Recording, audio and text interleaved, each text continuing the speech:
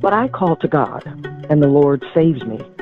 Evening, morning, and noon, I cry out in distress, and he hears my voice.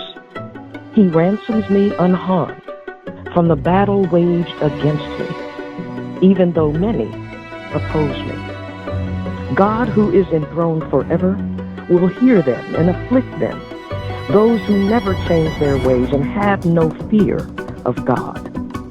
Cast your cares on the Lord, and he will sustain you. He will never let the righteous fall. Psalm 55, verses 16 through 19, and verse 22.